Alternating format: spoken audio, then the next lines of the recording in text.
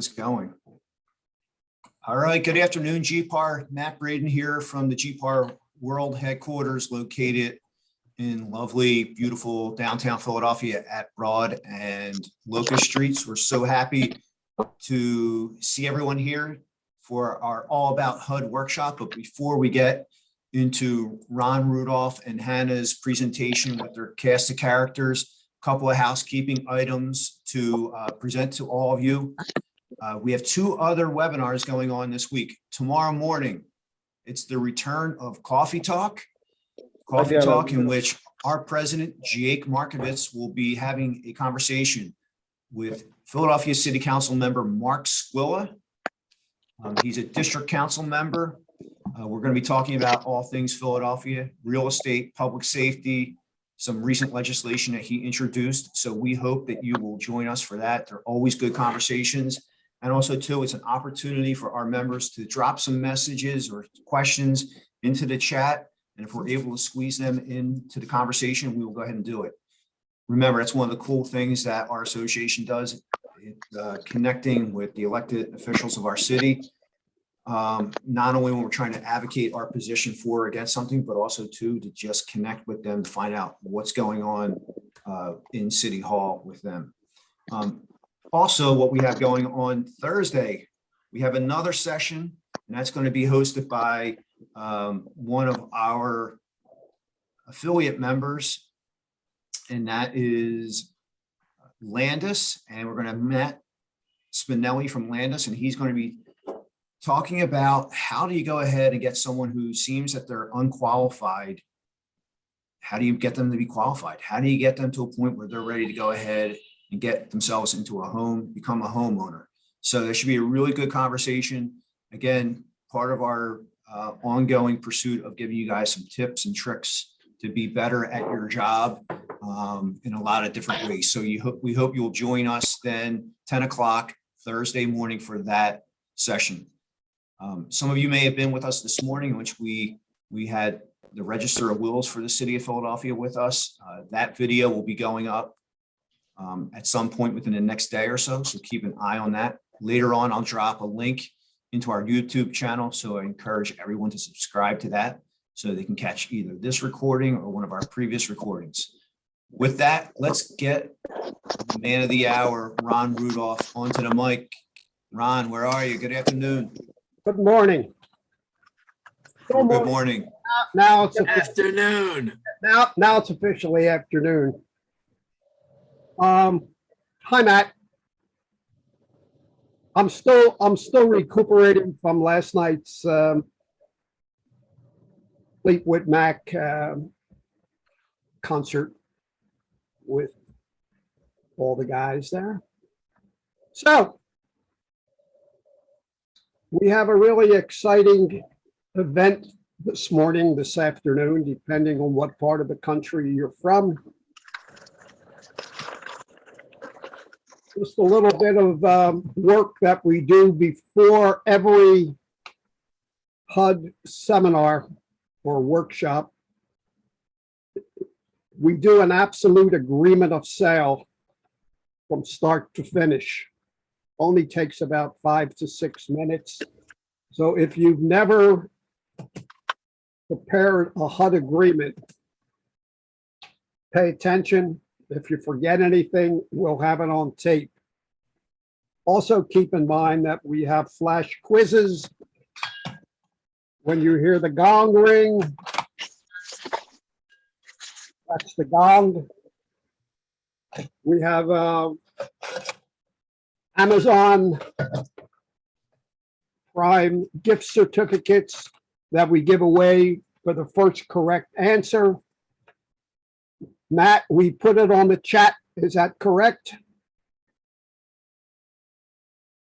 Matt, hello? Yes, Ron. Yeah. So we put the answer, since you're the referee in charge, the first correct answer wins. And Matt has the computer all set up.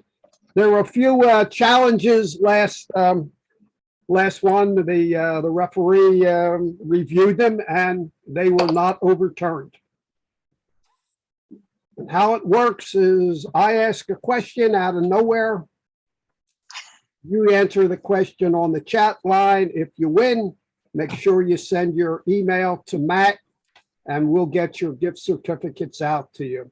We've given away over $2,000 worth of Amazon Prime gift certificates on these seminars, just to make it interesting. Oh, like keep your finger on the chat and we'll go. In fact,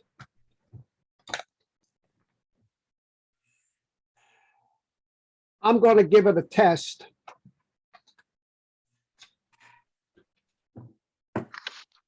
And here's the first question. How many HUD properties can one investor purchase in one calendar year? Go.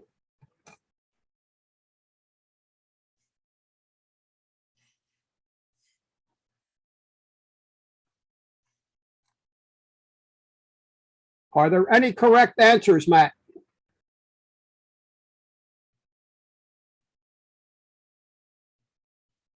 I'm reviewing here, Ron. They're still coming in? Yeah, I'm not sure if Pete should be eligible to win, right? Well, Peter, no, that's a conflict of interest rule. Okay. I was helping you check, make sure it's working. Nice try, Pete, though. I No, I wasn't. give you. Hey, I've won a couple of times. My wife gets them. She loves them. Answers are up. That's it. All right. Who's the winner? So winner chicken dinner is Steven Stiles. And the answer is no limit. As many I would have as they voted for. want. Where's Stephen? Make sure you send that your I'm here. Thank you, everybody. I'm Steve Stiles. Thanks. Thank you. I appreciate that. All right, Steven. okay. The first thing we're going to go through is the HUD agreement of sale. One thing I'm going to preface on this is remember, you have to be registered in order to place a HUD bid. Hannah will go over that with you. I also have a video up there on YouTube that you can search on how to 5-minute registration thing.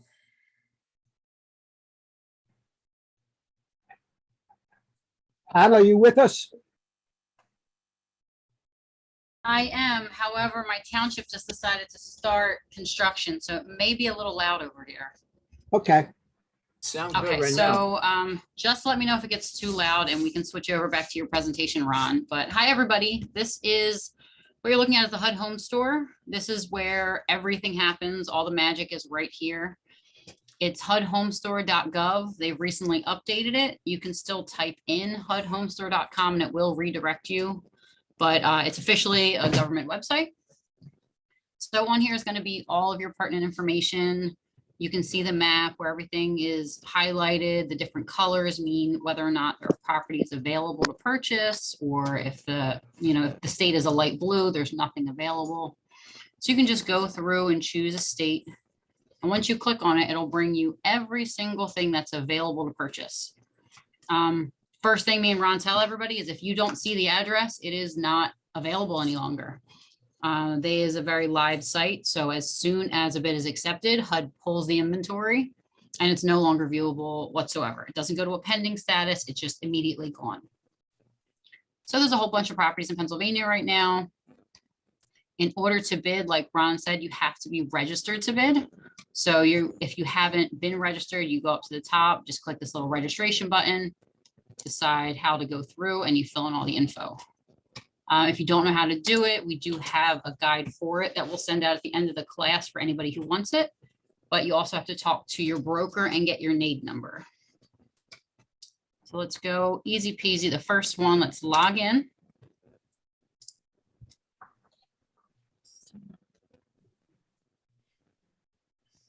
So as soon as you log in, it's going to say welcome. That way you know that it's you, and it's going to take you right to bids you can review. Here you can type in any amount of information that you have and find previous bids. If you want to look up, someone you've placed a bid for before, if you want to see if anything has won or lost, everything is going to be on this screen for all the bids that you have placed in the past. To do a new bid, you're just going to go search for your property.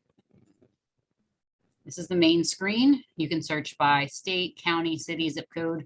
Usually recommend to put in a very minimal amount of information, because if you misspell something, it's not going to give you any information.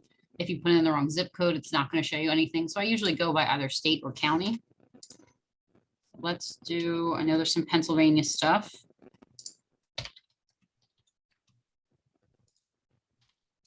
see what's available.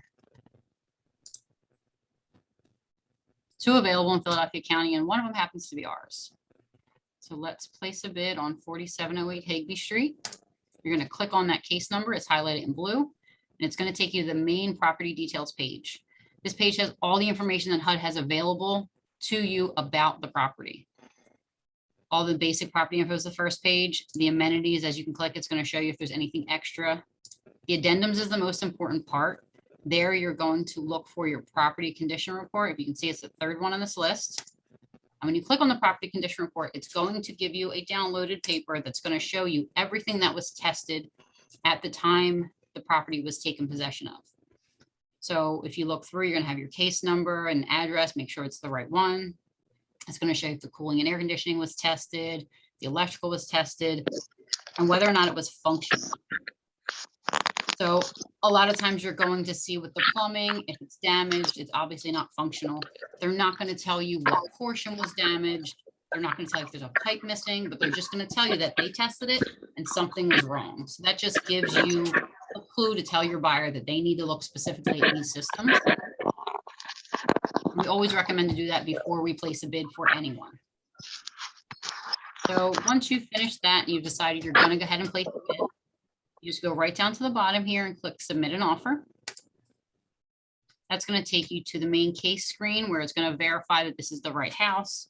They're going to tell you who's allowed to submit a bid. That's here. Your HUD registered selling brokers, government agencies, and nonprofits are allowed right now. Then you're going to enter your information. So as I said, you need your NAID type.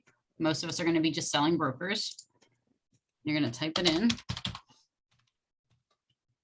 then your license number.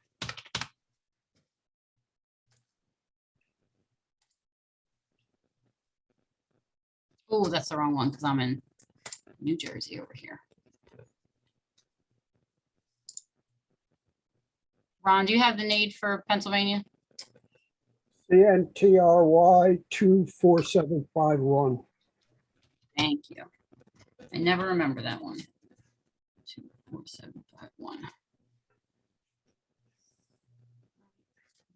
Pull up my PA license number. You probably remember that off the top of the head, don't you, Ron? I have no I never idea. remember mine. No? Okay. I always remembered my Jersey license, but I never remember my Philadelphia one. Let's see.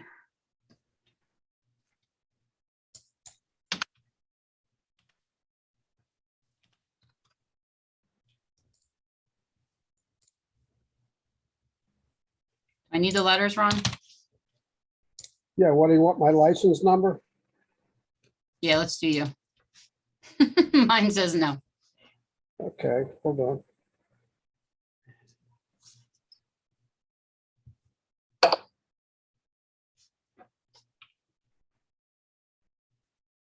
Here, we'll do one better. We'll go back to Jersey. Unless you have yours.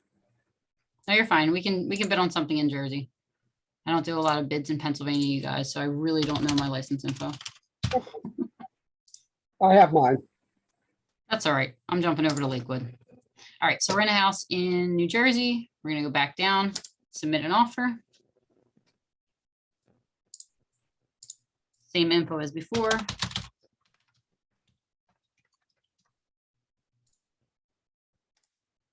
And then it's going to take you straight into the submission page.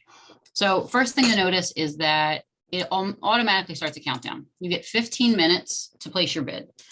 And as long as you're aware of that and you have all the information together, it only takes you about 2 minutes, you'll see. But the big difference with a HUD bid than most other bids, other than the simplicity of it, is that you have to have the social security number of the buyer or the EIN number of their business. You have to have these no matter what. So don't start the bid until you know what these numbers are. So simple enough. The first one is your purchase price. You're going to type in the full amount of the purchase price. Let's make sure we don't win this bid. All right. So I don't know if anybody noticed, but when I typed it in, if you watch this down here, it automatically changes and updates based on your price. So it'll tell you how much the broker commission is going to be based on the sales price. As long as you hit tab, it populates for itself. The fourth question is going to be, how is the financing? Is it an FHA loan? Is it a conventional? Is it cash? You're just going to check that off. And then number 5 here, we tend to just put nothing in because most of us don't use it, but it is whether or not you would like HUD to pay closing costs. If you do that, you can type in the amount here up to 3%, or you can leave it as $0. It's up to you. Like I said, automatically commissions are populated, so you have 3,300 on both sides. And then this number is the most important number. So the $103,400 is the net amount due to HUD. This is the amount that is going to win or lose your bid. So if you decide to put in closing costs, let's say we want $1,500 for closing costs, that net to HUD went down. Even though your purchase price is the same, the net to HUD went down. So it went to $101,900. So if you want to stay competitive, make sure you keep that in mind. So this property is an owner occupant only. So this section is grayed out.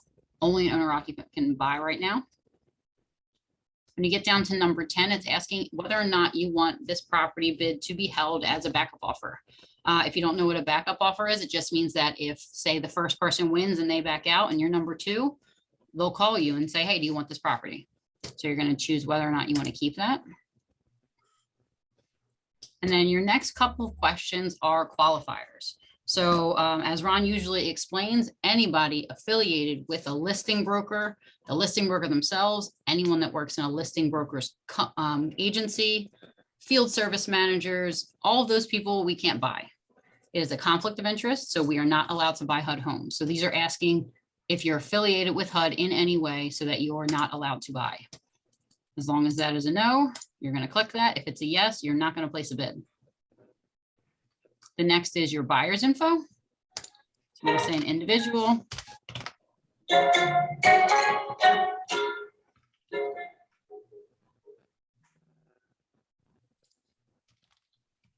Where are you?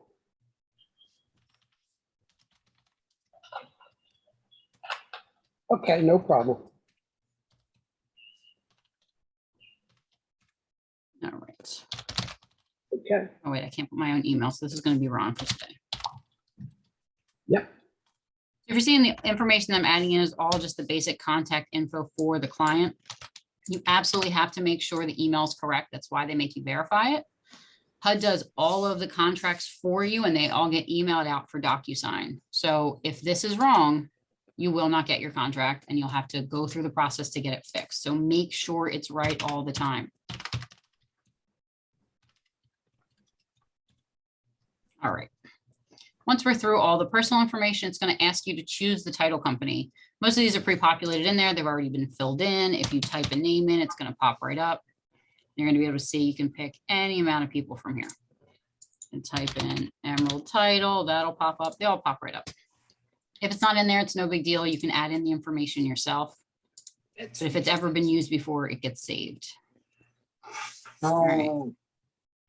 So you're going to verify all of your information is correct. If it is wrong, you're going to have to call the help desk and get the help desk to fix it for you because they're the only ones that control the information in the system. Why can't I spell your last name? There we go. Okay, so we're down at the bottom. We spent a lot of time talking and we still have 10 minutes left.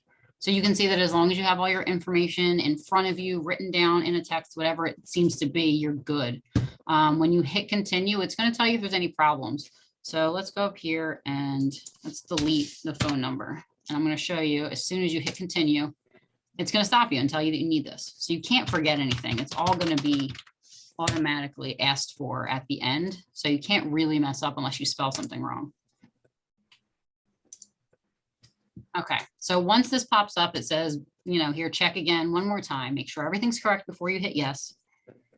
It's going to ask you to read all the HUD certifications and the terms and conditions for the site. Then you're going to check off that you've read and agreed and confirm the bid. So we're done. That's totally it. The bid confirmation number is crucial to have. We all know that websites sometimes go down. You can place a bid and find out next day somebody else won, and they won for a lower dollar amount than you. If that ever happens because the website crashed, if you have this confirmation number to give to HUD, you're fine. You can prove to them you made the bid, you can prove how much it was, what time, what exact second it went in, and you can reinstate your bid. But if you do not print this bid acknowledgement and you don't have a copy of that, you don't really have a choice and you've lost. So make sure you get your confirmation number. I always print this, email it to the client to show them that I placed the bid, what time, and they have all the information to verify that I didn't spell their last name right, or I didn't put in the wrong social security number. You want to make sure all that stuff is right 3 times, 4 times, just to make sure, because if you win this bid, you go to contract and the social security number is wrong, it's a really big pain in the butt to get fixed. So that is the entire bid process. If anybody has any questions, let me know. Great. Great stuff. I'll give everyone a little hint of how to win a few more bids every year. Never use even money. We have won bids for $5, $10, and $15 higher than the next bid, which is, I think, great. If a property is 200,000, fine. That's where we're going to start at 200 something. And you give the client the option of picking 5 lucky numbers. So we'll say $211,463.01. Whatever numbers you come up with. Many years ago, when we first got involved in the HUD process, I lost a bid for $5. I swore it would never happen again. 45 cents You've lost for 45 cents? on my own listing. Your own listing. You should be ashamed of yourself. You should hang your head in shame. Absolutely. How'd you feel, Pete? Huh? I could not believe it. And the only way I knew it was 45 cents, I lost because it was my listing. Oh, I guess the person who won it attended one of our seminars. Sorry.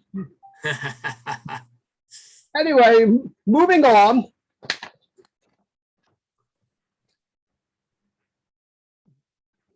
Pre-pandemic, I ran about 30 open houses.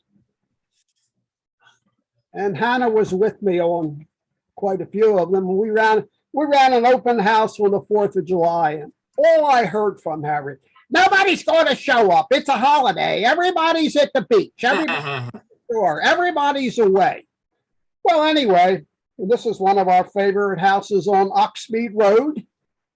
And we run the open houses for an hour. At least that's how they're advertised.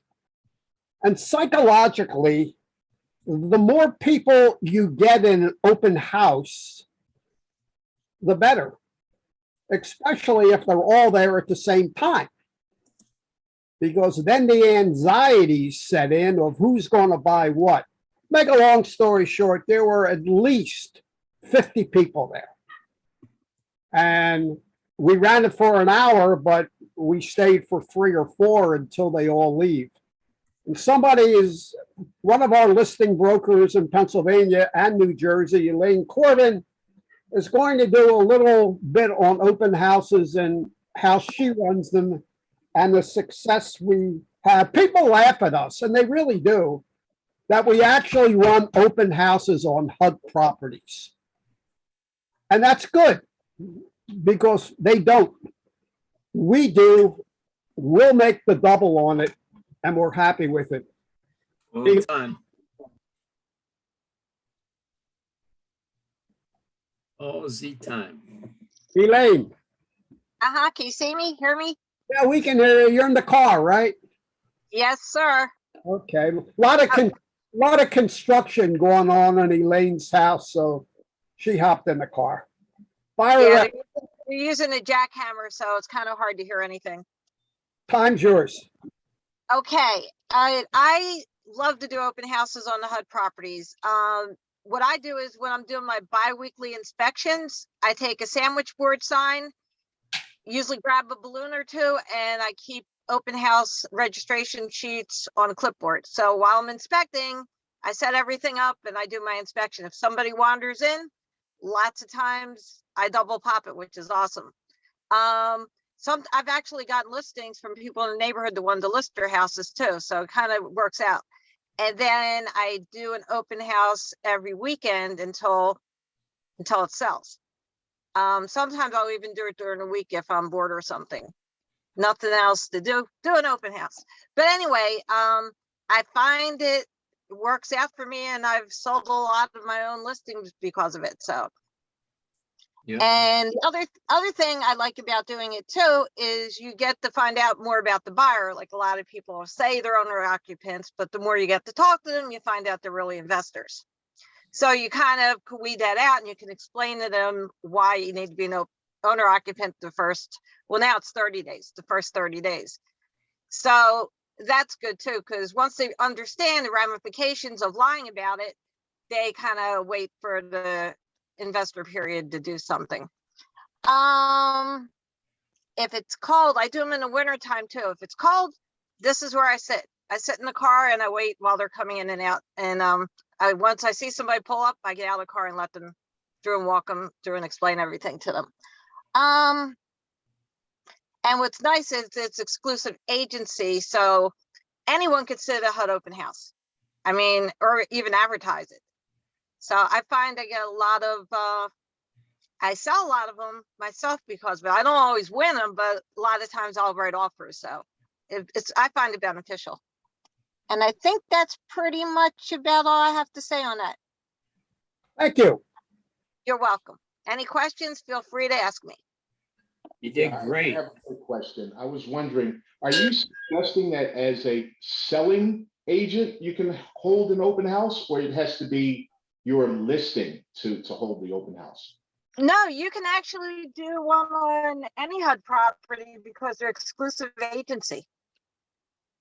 Well, they're not exclusive agency, but HUD does allow, as long as the listing broker gives you the okay, does allow other brokers to advertise and promote them. You cannot put your sign there, but you can do an open house. I've had people from other agencies do them outside the area. Yes.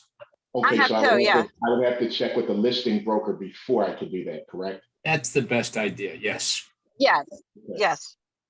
Now, second follow-up question, how does one become a listing broker for HUD Homes? How does that work? We'll discuss that at the end of the seminar. Okay, cool. Thank you. I'll do it a one-on-one. Anyway.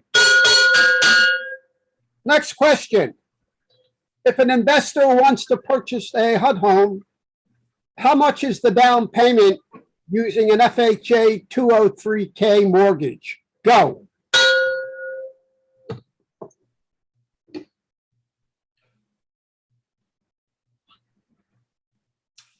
Investors can't do 203K.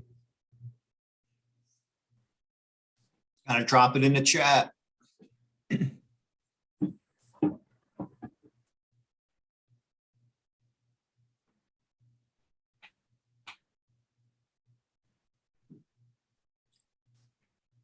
Winner, winner, chicken dinner. Do we have a winner? Yes, And who is the winner? Luis. And the Came in answer, with and the Not answer, allowed, not allowed. you Investors heard, cannot use any type of FHA mortgage, correct, Ron? that is correct, Matthew. Trick question. Nice one, Ron. Yeah, thanks, Pete. We throw it in there every once in a while. Is Kevin Wallace back yet? Okay, you still driving. Hannah, No, I'm here. I'm here. you are. I'm sorry. Yeah, there you are. I thought you were still in the car. Nah, I got into the office. I've been on for like 10 minutes. You gotta look up on your screen. On my screen, I'm above you. Now, Kevin Wallace, he's also a listing broker in New Jersey and Pennsylvania. In fact, at one time, Kevin was an asset manager in how many states? 24. 4 states in the United States, which is pretty. I would say that Kevin is probably one of the most knowledgeable people in the HUD market, being an asset manager. But he's a listing broker now.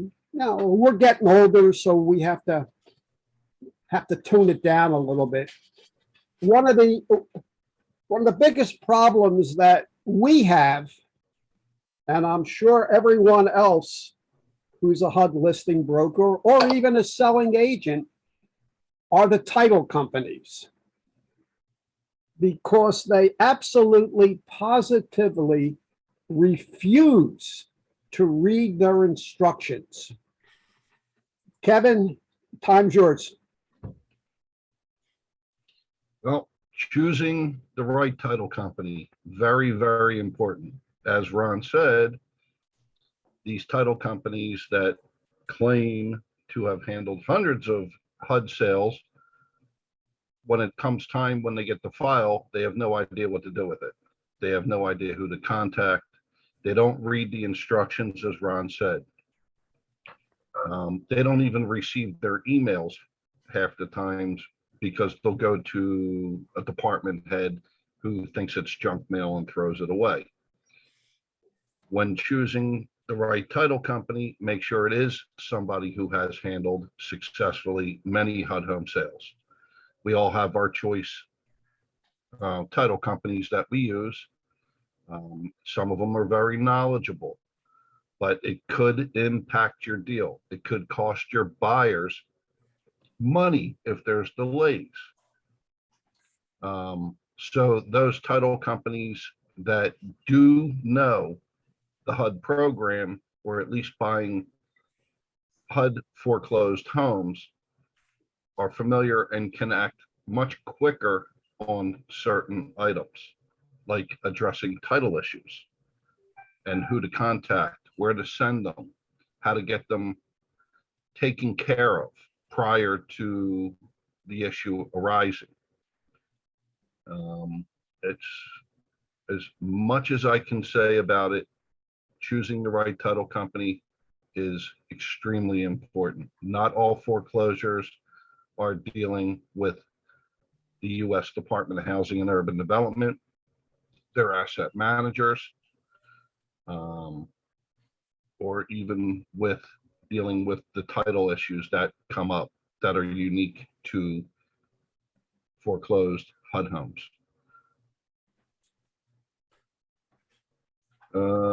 Is there anything else you think I should add? Yeah, actually there is. Probably the next meeting that the 6 of us are going to have will be on Kevin's boat.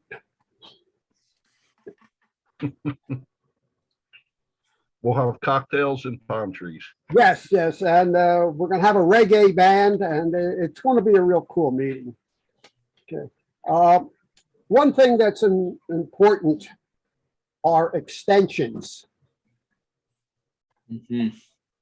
And I'll tell you, I can speak for Philadelphia. They are brutal, just absolutely brutal. You cannot get final water bills, gas bills, sewer bills. You just can't do it. It takes weeks and weeks and weeks and weeks. And as Kevin mentioned, the title companies have not a clue. They expect us as the listing broker to provide a deed, to provide final utility bills, to provide tax bills, so on and so forth. As a listing broker, you are not involved in the closing process at all. unless you're asked by Rain to assist them on some issues which we have in the past. We don't set up the closing. We don't coordinate the closing. We do nothing except a final walkthrough on a ready-to-close property. That is it. And we've got in sort of friendly disagreements with many title companies throughout the state of New Jersey. Well, everyone does it that way. All listing brokers get final this and final. No, no, no, no, no. The reason we don't do it is because of liability. It's not our job. It is the selling agent that has to get the finals and give it to the title company, or the title company gets it. But you as a listing broker, absolutely positively do not. You do not set up the closing. You can suggest. Now, when extensions come in, and we've all got these emails at 7 o'clock in the morning, guaranteed 7 o'clock in the morning, your contract is about to expire on a certain date. Please make sure that you do your extension. Now, some extensions are at no charge, and they are anything that has to do with title. Anything, which includes the utilities, final bills, reverse mortgages. I could just go down the list of why something is not closing. The chain of the title is broken. Sometimes it can't be solved, and HUD takes the property, cancels the agreement, gives the buyer back their money, and reconveys the property back to the lender. Now, the lender doesn't like this because the lender has to write a check to HUD for the reconveyance. So they will do anything possible to get a clear title. We just had one on, where was it, Hana, Washington Avenue? I'm pretty sure. Yeah, Washington Avenue and Mount Holly. We've had it for 2.5 years in our inventory. That we sold it immediately, but the title was, the chain was broken. So I was a little cute, and I wrote a little letter that, you know, possibly they want to listen to the Fleetwood Mac, don't break the chain. They didn't appreciate that one, so we moved on to the next one. And it took about 1.5 years for the lender to finally do the foreclosure over again, so the chain wouldn't be broken. We just sold it again, and we had another title issue, which our contract manager, Nicole Brown, cleared up in less than a week. So hopefully that's going to settle. Now, the buyers do not pay an extension fee. Where the problem comes in, and it's a big problem, unless the selling agent does an extension every 15 days, and if you let it go, you're going to lose the deal. The client loses their deposit and the house.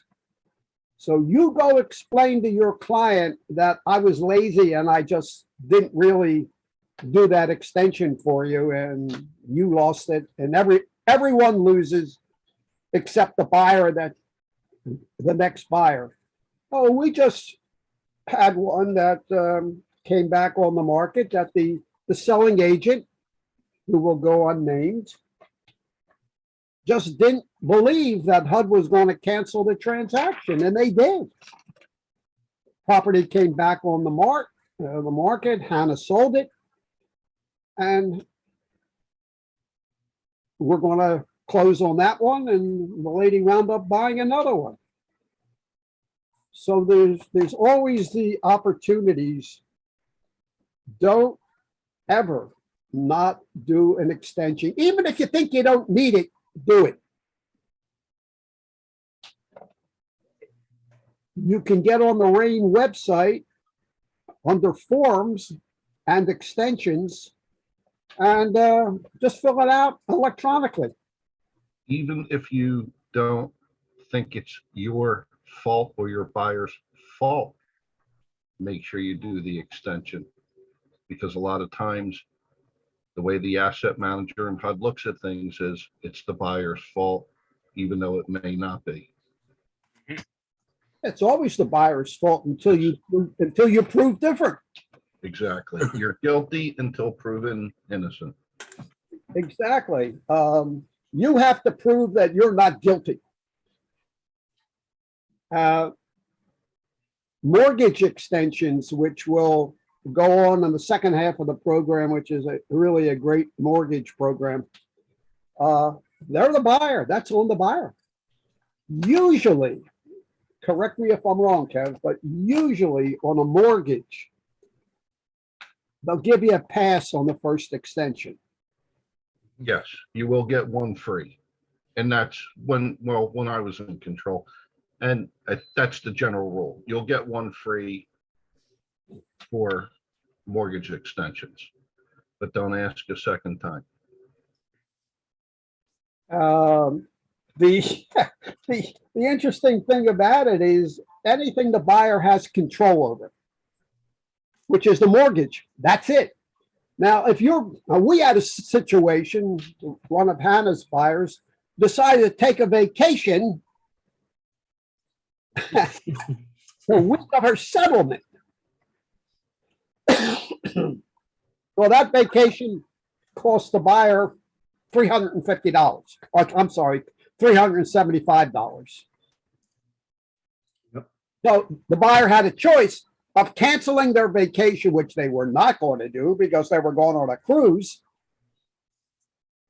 or pay the $375. It's a legitimate excuse, but in HUD's eyes, it's on the buyer. The extensions that are on the seller, which is HUD, anything that has to do with the seller, the extensions are free. We had one in Cherry Hill, which had an underground storage tank. Unbeknownst to everyone.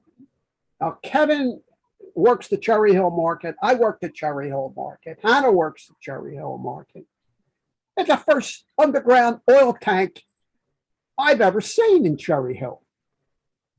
But it was there. The buyer did a sweep.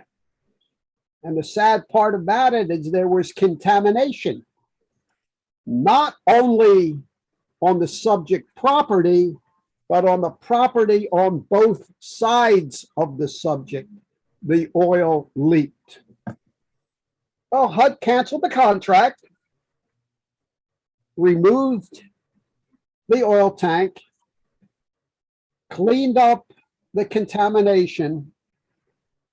They had to receive a no further action letter from the New Jersey Department of Environmental Protection.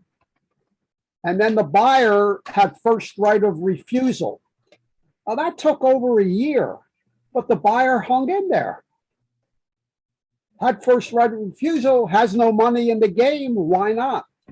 Wound up closing on the property. It was worth $50,000 more because the market went nuts from the time that the oil tank and the contamination was removed until closing.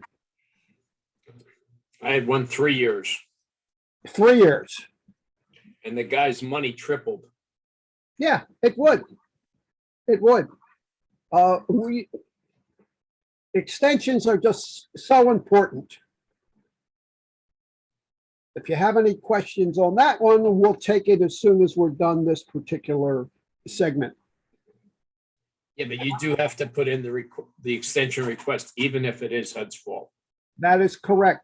5 days prior to closing, or whatever closing is. And they're going to ask you on the extension sheet, approximate the closing time. I have no idea. I put 30 days. It could be 60, it could be 90. And every HUD home we sell, we give the buyer due and timely notice that these are foreclosures. There is always the possibility there's going to be delays, and we don't know how long the delays are going to be.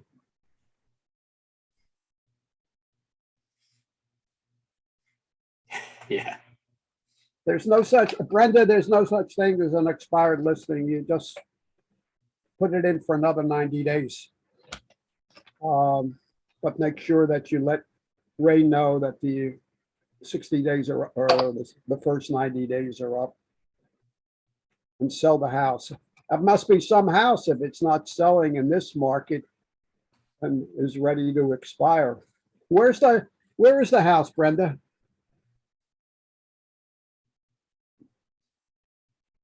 I don't know. There you are. So this house is located in Fulton, Missouri. It's actually on 19 acres. And it is the reason it's been under contract 3 times.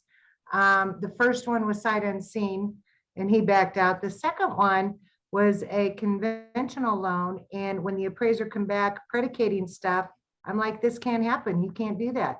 I said, the appraiser is, this looks like an FHA appraisal or a USDA appraisal. And I said, you're not going to get anything done. I said, this contract is dead due to the fact that they will not do any work on this home until it is closed, or they won't even touch it or allow you to do it. So we lost that one too, but now it just went under contract again. Well, that, as long as it's under contract, it can expire. Okay, So just extend it out on the MLS. We do that every week. okay. Because, where is the property? In Fulton, Missouri? Clinton? Fulton, F- Fulton. Where? F is in Frank, yeah. Fulton. Fulton. Mhm. Okay. Hey, Brenda, you Well, don't have, yes. that deal doesn't have to die. Any of those No. required repairs can go into either a 203K or repair escrow as long as FHA loan. That's the reason Well, HUD came up with those. And under $10,000. Right, it has to be under 10,000? for the repair escrow. Otherwise, you got to go with 203K. You can still close that deal. Well, the lender wouldn't do a 203K for the buyers. Listen, you can always We're going to find talk about that. $10,000. Yeah, you can always find $10,000. New appliances are $5,000 right there. And then if Yeah, you, they're new appliances.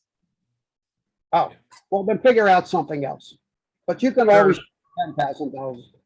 There's, when you get an appraisal that comes in with a laundry list of repairs, make yourself knowledgeable, read up on what's MPS, Mary Paul Stanley, or Mark, the minimum property standards. Okay, Kitchen cabinets can be old. As long as they're functioning, they meet minimum property standards. The floor can be old. As long as there's no trip hazards. yeah, It meets minimum property standards.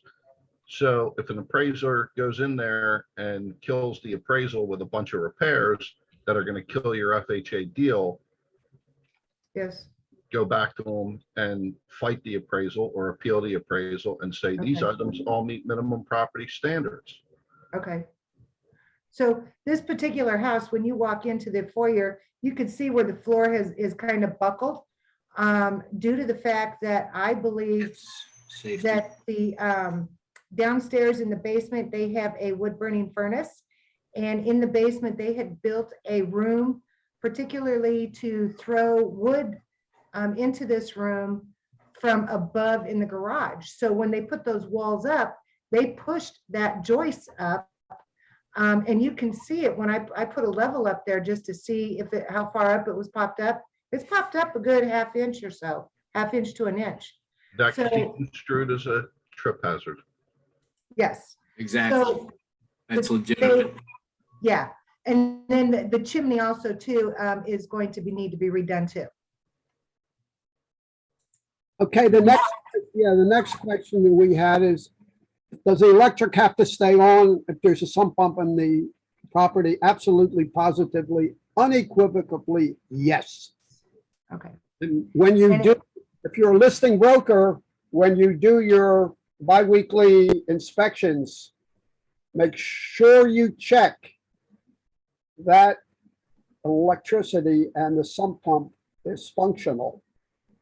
We've had grief when the electric goes off and it's on a high water table. Yes, yes. So So that I would basically put in my name, or the company that manages it would keep it on in theirs, because that's what I was, The field service manager has it in their name. okay. So Never, that's been my problem here. They have not been keeping the electric on in most of my homes. I had a $500,000 house flood. okay, Of the sub you pump. listing broker? Yes, Yes, well, then you contact your contract manager. And I put- did. I contacted Rain. I've called, left voicemails, left emails. I ended up contacting HUD, who in return had to contact Rain. Not a wise idea. I know, but I No. couldn't stop it from flooding. No, Did you you put, did you put the notes in Yardi and do an AM inspection? Yes, that's it. Then you did your part. That's right. yes, I did. I did do all that. Listen, we have had, and this was one of Hannah's favorite homes, we have had radiators burst in properties, destroyed the hardwood floors because the field service manager did not, how shall we say it, winterize the property correctly and drain the radiators. Right. Shame, it was one of our favorite houses. Anyway, Pete, time's yours. Except you have to unmute yourself. Okay. All right, so how do we doing this share screen, Ron? I'm sorry, the what, Pete? Hang on, let me just get the view up here. Okay, somebody has to share the screen to me, I believe. Or do I just do that? Let's see. I don't see. You Oh, can just there it do is, it, share Steve. screen. I got it. Yeah. Okay.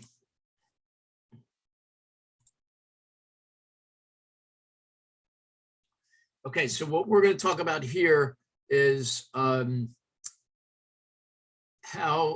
agents, selling agents, and also buyers and investors can register on the home site, set themselves up for automatic email notifications, and when properties come on the market on the HUD website, as well as when they come back on the market on fall throughs or whatever reason, they'll get an email notification.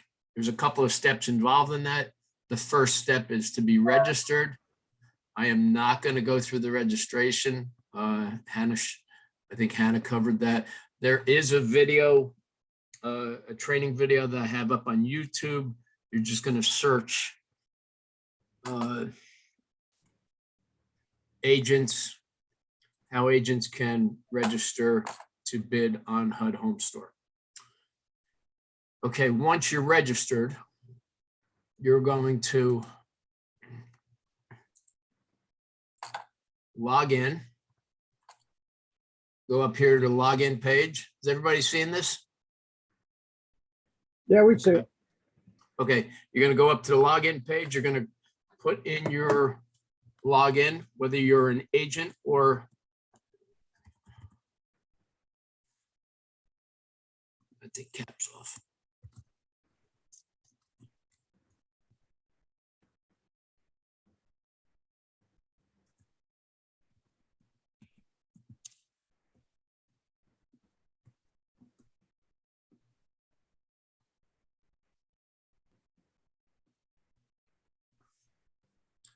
And you're going to go to the home screen. Home screen is where you do all your searches, okay? I'm gonna do a basic one on the good neighbor next door because a lot of people ask about this. I encourage buyers and agents to read up on the good neighbor next door program. That's explained down here, HUD Special Programs, how you qualify and everything that has to do with that, okay? But one of the things is they come few and far between, but they're excellent resources for buyers to get a really good deal. So first we're gonna do is you're gonna select your state. And I always say just do the whole state because they are few and far between. When they come all over the state. And then you're gonna go to buyer type, select good neighbor next door. Now, just as an aside, you can select all, you can select owner occupants, you can select investors.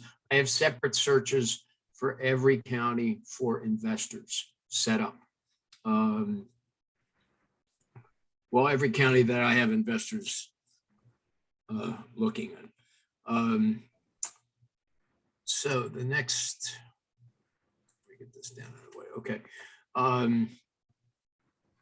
So you're gonna, once you've got that and this in, you can put as much criteria as you want or as little as you want. However,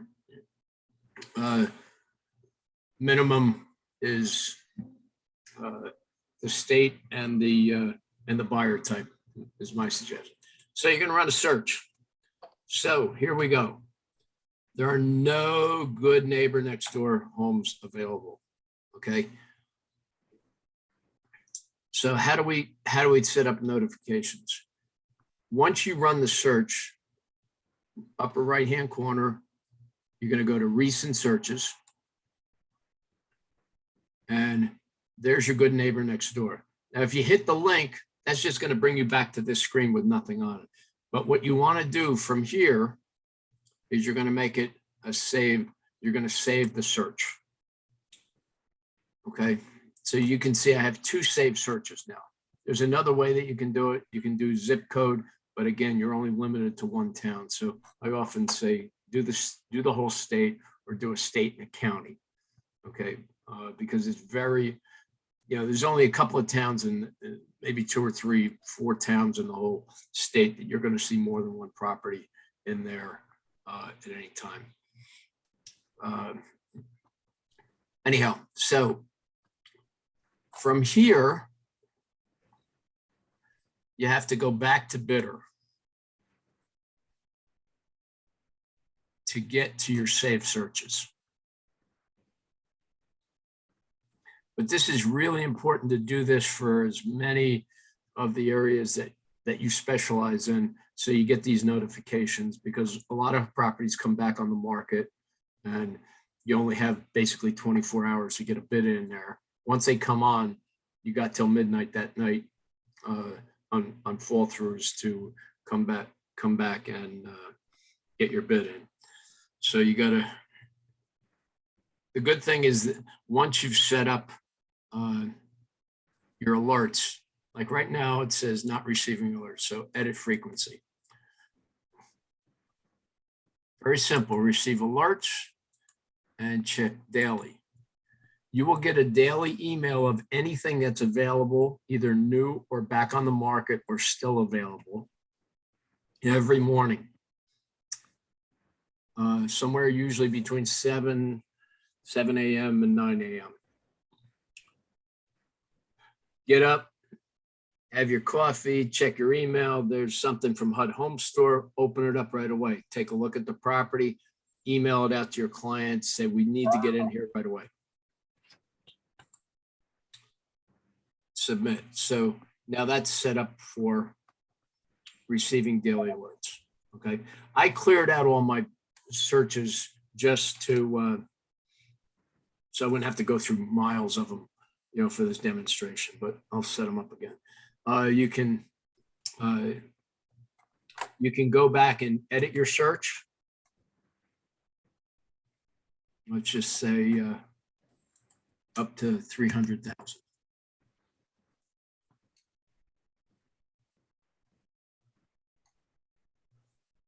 No results. Go back here.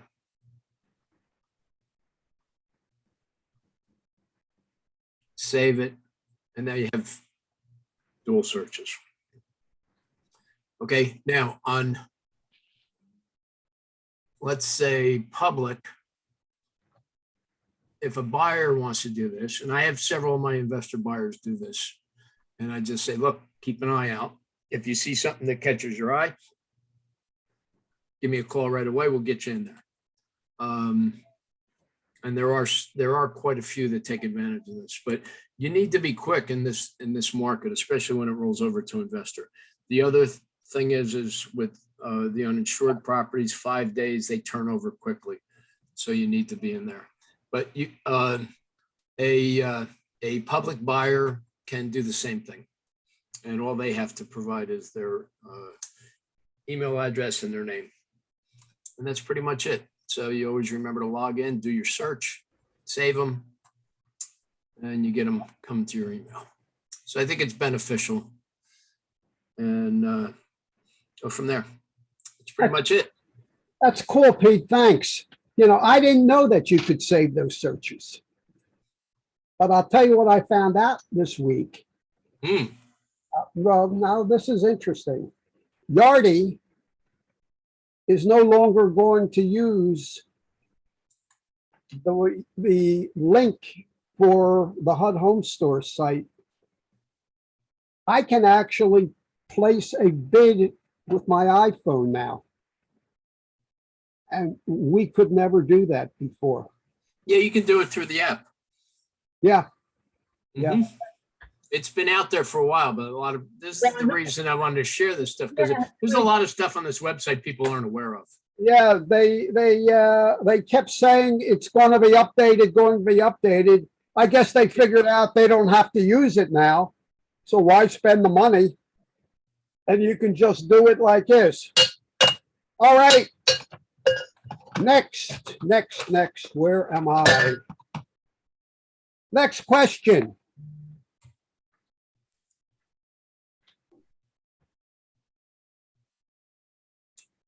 How many days must an investor hold on to a property before they can flip it? Go.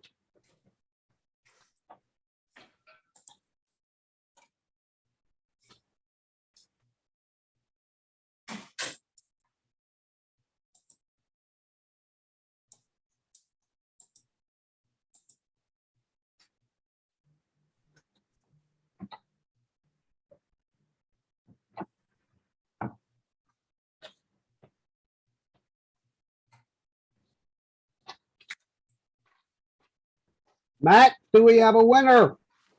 So the answer to the question is no restrictions. You can sell it the same day as they close on it. So Val came in first with none. So Val's our winner. Val, if you could drop your email address into the chat. Just give me a direct message. That would be great. Congratulations, Val. Yeah, we've had investors, and I didn't know you could do this until I reported them. And then I was told by the asset manager that I was wrong. Okay. When an investor buys a HUD house, he can show it while he's under contract. I had no idea, none. But it's only for investors. They can go, they can enter into an agreement sale, they can do whatever they want, except repairs. And they can't do a simultaneous closing, I believe, Kevin, is that true? Well, They have to sell in their own name.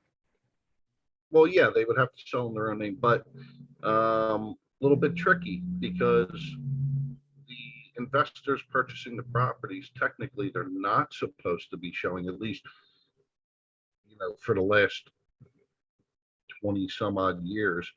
Investors were not allowed to reshow the home to additional buyers because HUD didn't want the liability of people going through the home under somebody else's trying to list it. I know that they're not allowed to put them in the MLS. They're not allowed to do public marketing other than, their own forums, with the way things are, Facebook and Twitter, etc. But there were restrictions. Now, if that changed, that's a good possibility. Did Rain tell you that, or was that a BLB thing? That was a BLB thing. Okay, well, then I still advise against it because of the liability, exactly. but Well, whatever. The thing that they, Yeah. the thing that they tried doing is those wholesale retail things where they're using somebody else's money. And Well, when they buy from Fannie or Freddie or whoever the lender or whoever the REO company is, everyone has their own rules. And you can actually do assignments on some of the companies. not HUD though. You can't do it with HUD. You You gotta close in your name. buy it in your name, you have to close in your name. But you can close the same day as you sell it. So that is known in the business as a key flip. The buyer simply changes the key. Now he's the owner. Next question. What do the initials HOC mean in HUD language? HOC.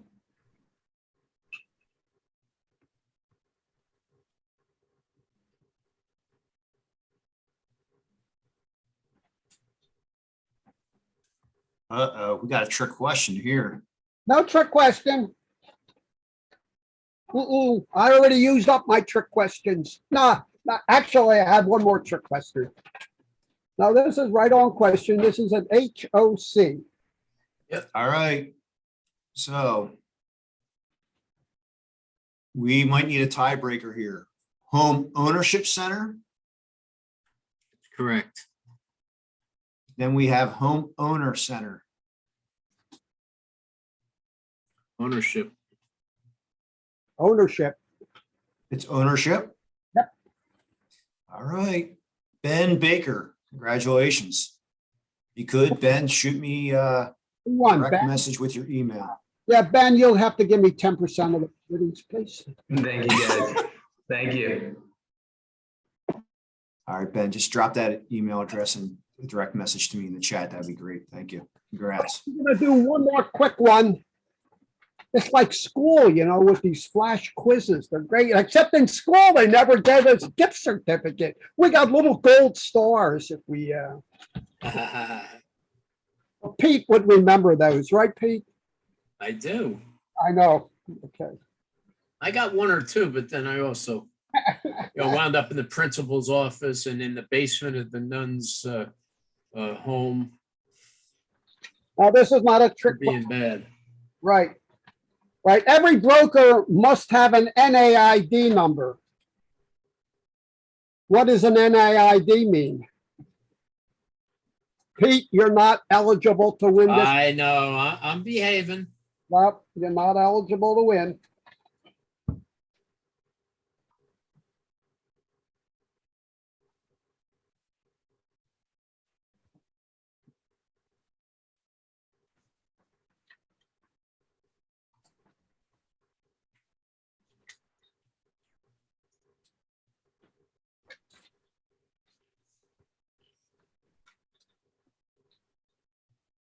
Close, but no cigar. Luis has it. Quick on the draw again with name, address, ID. Good. So he's a two for Okay. one here today. Yeah, well, that's two for, that's, that wins. We have a really big one coming up during the financing. So that's a double. It's like spin the wheel on these games they have on TV, except this is a little different. I'm going to ask one more question, and then our lenders. There's someone I really want to listen to, who is the HUD consultant. Everybody talks about HUD consultants, but nobody really knows what they do. And also we have a FHA 203K approved contractor. And we have a list of approved contractors that have been vetted to do FHA 203K repairs in just about every state. So here's the last question before the last question. In addition to police officers, firefighters, EMTs, and teachers who are receiving a 50% discount on the Good Neighbor program, what is the discount for senior citizens and members of the armed forces? On we go.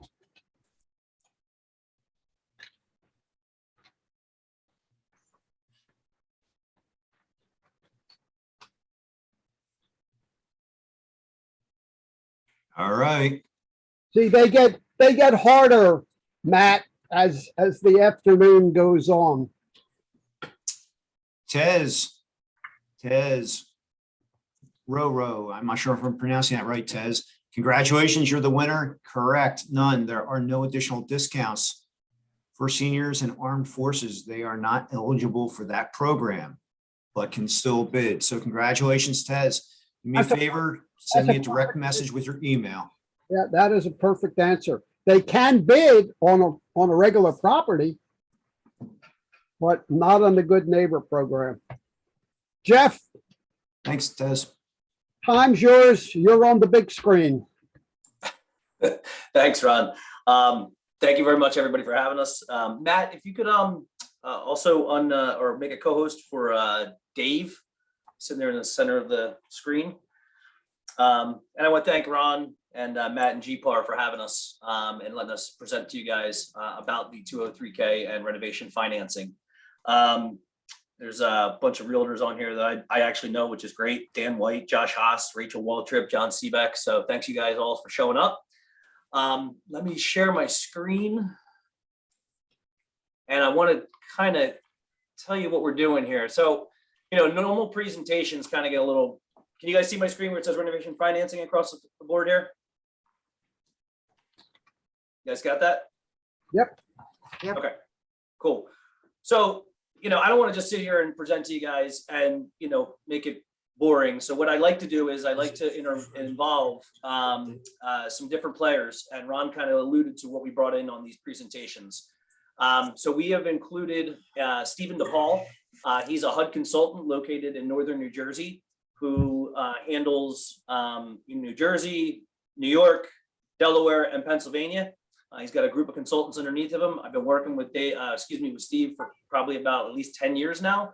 He's absolutely awesome. And we have a whole thing on him. We'll go into his whole section in a little bit. Also, as Ron alluded to, we also have a contractor who I've done a ton of renovation loans with. And his name is Dave Anico. He's also should be a panelist as well. And he should be available to answer questions as we go. So if you guys have questions, hit us up as we're going through this. We want to make it interactive so that it's, it's fun and really get you to the core of what you need to know. And it also gives you, not just coming from the lender perspective, but it gives you from all of the team that are involved in helping your buyers to secure the HUD homes or really any home with renovation financing. So real quick, again, my name is Jeff Onofrio. I'm the VP of Renovation and Construction for Cherry Creek Mortgage. located in Southern New Jersey, and we're licensed in over 40 states. So I know a lot of you guys are all over. Don't feel free to hit me up regardless, even if it's not in my geographic area. We do renovation loans across the nation. So, all right, let me get started here. Okay, so we're going to cover a bunch of stuff. We're going to talk about some before and after scenarios. We're going to talk about what I like to call the butt loan. You know, what is a 203K, the types of 203Ks, eligible improvements, eligible property types. We're going to talk about the consultant and the specification of repairs. Minimum property standards, which Kevin had alluded to earlier. I wanted to make sure we hit on that. So we do have a lot of that detailed out for you guys here. Talking about the contractors, again, who can do those contractors. We'll talk about the customer benefits of the K, and then really your guys' process from a realtor perspective of what are the steps for success. So any questions that you have, like I said, hit me up as we go. Don't hesitate. We're going to pop through these real fast, okay? These are just some real quick before and after photos to show you guys some examples of some of the 203K projects that we've done and how we've helped customers create tens of thousands of dollars, sometimes hundreds of thousands of dollars in instant equity by using renovation financing, and why it's so valuable in not only this environment, but almost any market. And we'll just kind of kick right through this. This was a property out in Pennsylvania. This guy made over $130,000 in instant equity by using a renovation loan. This was another small, as you can see, little small property that added on a huge addition next to it. Again, this person made over $75,000 by using renovation financing and adding on additional space to the property. This is just a kitchen. This was a project down in South Jersey, and just as you can see, they expanded out, blew out the back, and just really expanded this property out, which is really nice. So, and again, if I'm moving really fast, guys, I do apologize. I am New Jerseyan, and that's our speed. I want to make sure I respect your time. So if you need me to slow down, also let me know that as well. Next is, what I call the butt loan, right? You got people that are interested in buying a HUD home, or any home for that matter, and they walk in and they see that the house is beat up, and they say, I really like the home, but it's, the kitchen's outdated. I'm not buying that. Or the basement's unfinished, or, the bathrooms look like they're from the 60s, or the house smells. No longer should, your buyers need to potentially not buy a HUD home for any of those reasons. Allow them to create their dream home by using the 203K mortgage. So what is the 203K mortgage? First, it's a rehabilitation loan that basically is simply adding the cost of repairs and improvements into the mortgage used to either purchase or refinance a home. It is first lien position only. It is also owner occupied only. I know that was one of Ron's questions at the beginning, but it is only for owner occupied. Underwriting guidelines are basically the same for a regular FHA as they are for a 203K. So when you hear a lender tell you that FHA 203Ks are much harder, it has nothing to do with the lending guidelines. It usually has to do with the fact the lender not knowing anything about these products. So, and the loan is fully dispersed at closing. So there is no having to hold up for any reason. Okay, so I was looking at the questions there. Okay, next. There are two types of 203Ks. The first one is the limited 203K. This used to be called the Streamline K. A lot of you probably have heard that name in the past. So it was changed a few years back, and it's called the limited now. It's a maximum of $35,000 in work. That maximum of $35,000 includes what we call the contingency reserve, any fees that are associated, anything along those lines that goes into that $35,000. So typically I tell our buyers and agents that that budget number is really around 30, 31,000 is really your number, not a full 35 in actual work. On the limited K, you are limited to no structural work to be done. The good part though is you are able to get 2 draws in this type of situation, and 50% goes to the contractor up front. Okay. On the full 203K, and it's the same as the limited as well. You can go up to county loan limits, which we will talk about in a few seconds. There are up to 5 draws, so you can do some big projects, and it's for major renovations and rehabs.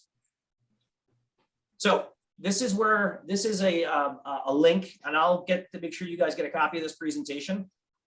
This is a link to the county loan limits that you can pull up on HUD.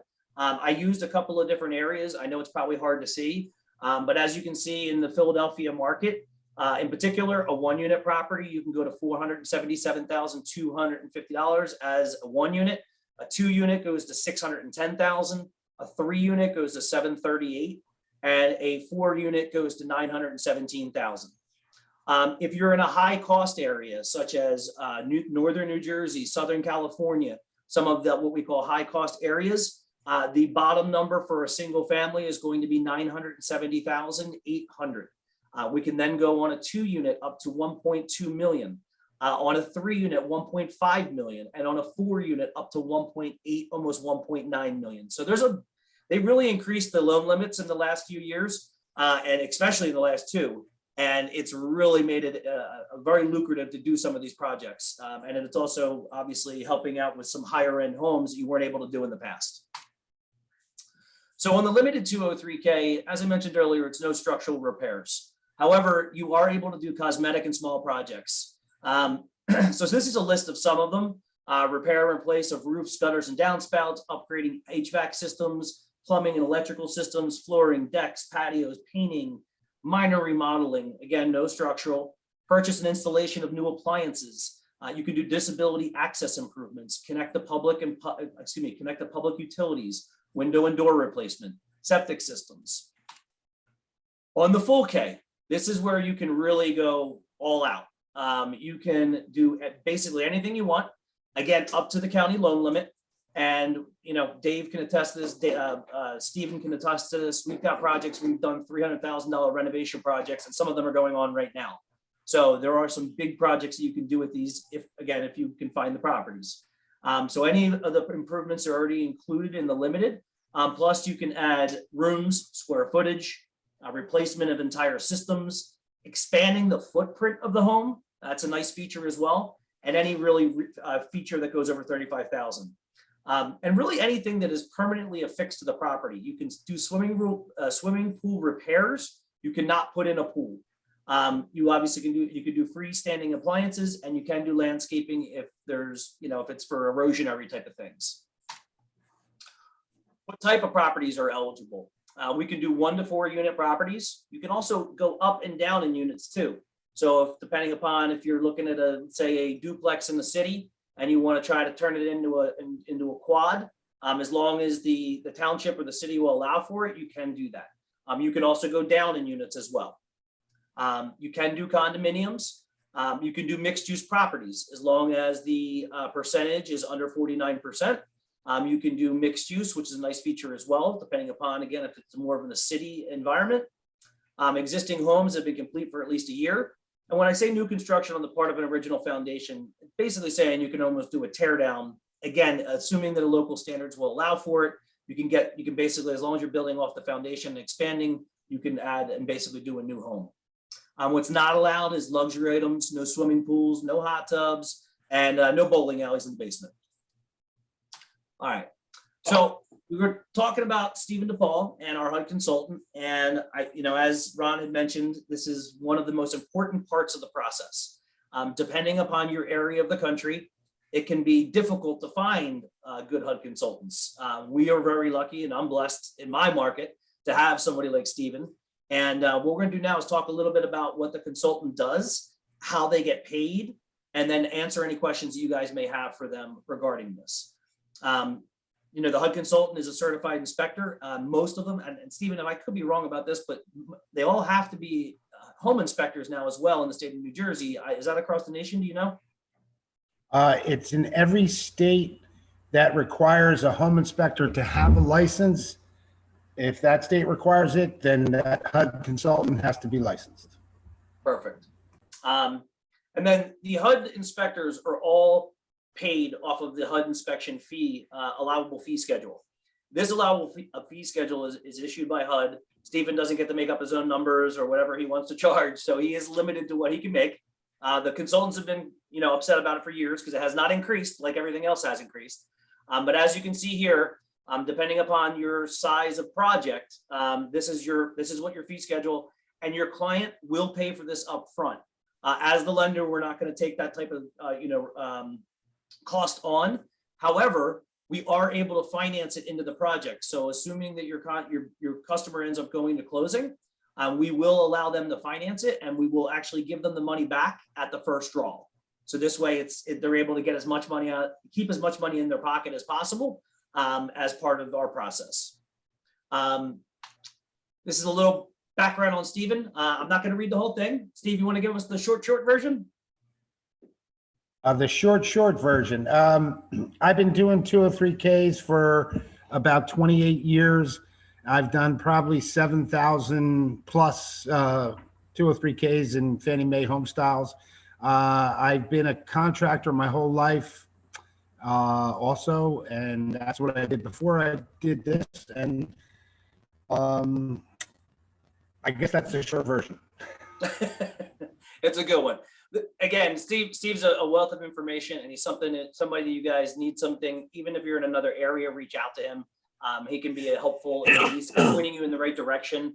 Because I know, again, a lot of people steer away from the K program or any renovation loan in general, just because of what they consider to be complexity. I'm a firm believer in, I'd rather have people reach out to me, even if I can't personally help them in their area. At least I can guide them in the right direction. Steve, before we move forward, I got a question here, and it says, best way to determine cost of repairs, and what if your estimate is off?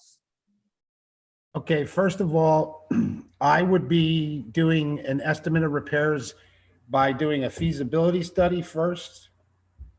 And that is just to determine what I think the costs are. I have to go by the RS Means Calculating Guide or Home Tech Remodeling Guide to determine costs.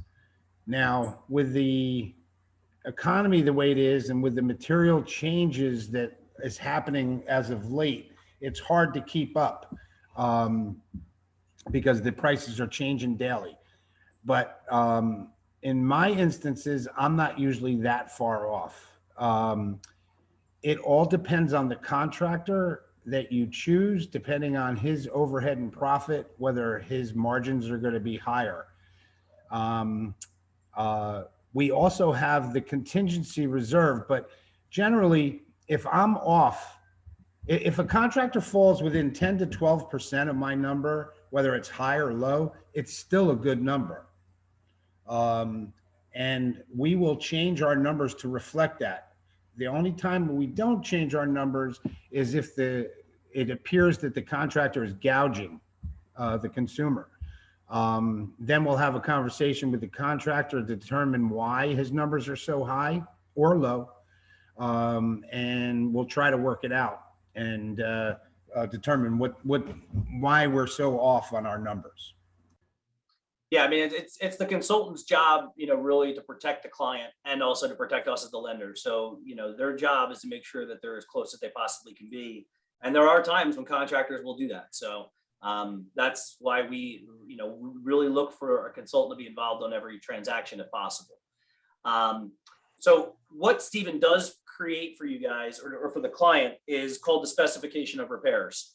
The spec of repairs, if you can see it on my screen right now, is basically a line-by-line breakdown of work to be done.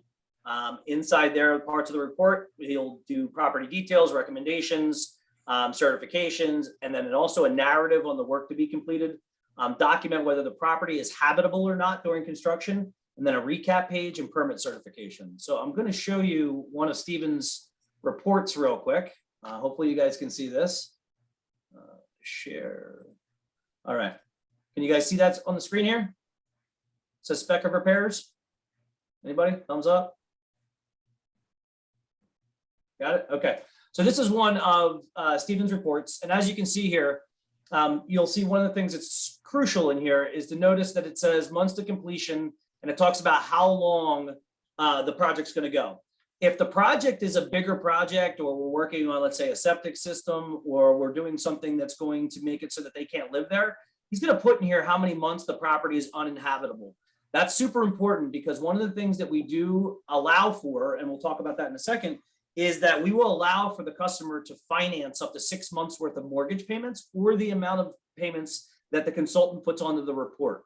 So that's huge. So if you have a buyer who's coming from a renting environment and he's going to be buying this house, we don't want him to be getting double dipped during that period. So by being able to finance those payments we're allowing them to only be paying rent while they're getting ready to, move into this property once it's complete. So it saves them some money and allows them to finance it. As you can see, it's broken down by labor and material, and then it's also broken down by 35 line items. We're not going to go through them all, but as you can see, we got masonry here. It's got a little narrative of the work that Stephen is recommending. We got the siding. The other thing that's important to keep in mind here too is there is a section in here. Stephen, where is it? Where it's, oh, there you go. So level, if you look here, this is a mandatory item. This is something that Stephen is saying it has to be done and it has to be included in the project because it's a minimum property standards item, which is one of the things Kevin was talking about earlier. So there are other items where it may be considered. Let's see if I can find something that's not mandatory. We'll see what I'm talking about here. Looks like you gave me one with all mandatory, Steve. Yeah, sorry about that. This No, was it's a okay. big renovation and everything becomes mandatory on these big renovations. Bigger ones. Okay, cool. But the other thing that what you'll see in here is, and Steve, I don't know how you normally will put them in there, but they can be considered wish list items or things that are just recommended. What do you normally? There's a category for mandatory, desired, or recommended. That's it. Got it. Perfect. Okay, cool. So let's go back to the presentation.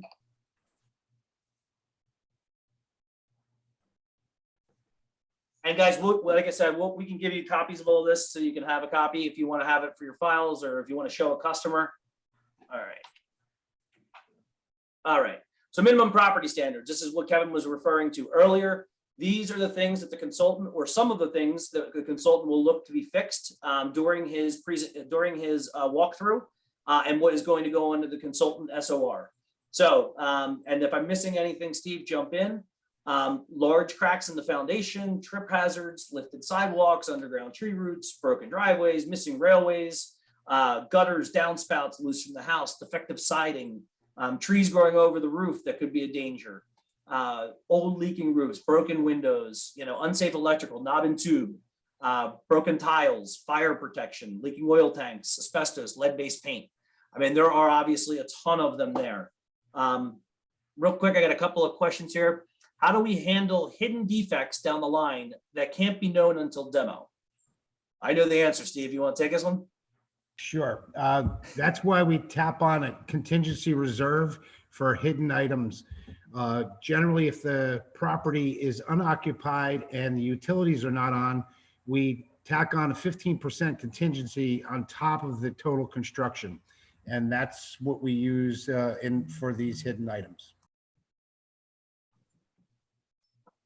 Perfect. I appreciate that, Steve. I'm not sure how I just wrote on the screen, so I apologize. I don't know how to get rid of it. Hold on 1 second here. Let me stop the share and come back. That was really weird. Hold on 1 sec. All right. All right, we're back there. Okay, cool. And let me pull up the chat. There was another question. And real quick, that contingency reserve can be anywhere from 10% as much as 20%. So it all depends on what we see and what Steven sees. And also if it's a historic home, it's automatically going to be 20%. So just something to keep in mind. Another question that we have here, and this one's going again to you, Steven, is do the consultants also have contracting background and requirements? Not all consultants have contracting background. So it's very important that you stick with a lender that knows their consultants. Like I had stated before, they have to be home inspectors in a state that requires that. So they may have some knowledge of construction. It used to be that HUD required you to have and prove that you had construction knowledge, but as of late in the last 10 years, they have approved a lot of consultants that do not know anything about construction. Yeah, I mean, that is a great point, and it's one of the things that we always try to, really push to you guys as the realtors is, building your team around you for success. And that means having a lender who understands the program, in my opinion, one that actually has their own draw department, has their own team dedicated to it, which is what we have. And then from there, having a network of consultants and contractors, because having all of that makes for successful projects. Having missing pieces to that puzzle puts your customers in a really tough spot. I can't tell you how many calls I've gotten from people where they got random, contractors that came on board and they're having problems, or the consultant missed this, or the lender has been dragging them on. And, again, back to Kevin's point on how many extensions you get, and Ron's, point to that, you're not going to get very many. So you really need a lender that's going to be able to help you to get through this and get it done in a timely fashion. We typically try to tell everybody, we can close these in 30 days, but we got to be realistic. So realistically, we're really looking for, a contract that says owner before, let's say 60 days, with the goal of trying to close in 45. That's really what we're trying to shoot for, because that's the most realistic time frame on a renovation loan. So, well, we obviously have Stephen. He's got a contracting background and a HUD, and is also a HUD consultant. We also have Dave Anico from DMF Construction. Dave, are you able to unmute yourself? You bet, Jeff. How are you? Good, buddy. Good. I've been working with Dave on projects up in Northern New Jersey for going on about 10 years as well. Dave is a licensed contractor in the state of New Jersey, and he's done a bunch of these. So what I'm going to do is I'm going to go through some of this, some of this stuff on our slideshow here, and then we're going to ask Dave some questions. Hopefully you guys can ask as well. And, we're going to try to get you guys as much information as possible. So who can do these renovations? And really, it's any experienced contractor. There is no such thing by HUD standards as an approved contractor. I know we said that earlier, but I'm going to explain why in a second. Contractors in general are reviewed and they are approved, or not approved, they're accepted into the program by the lender. We check the references to make sure that they understand that and that they've done projects of this size.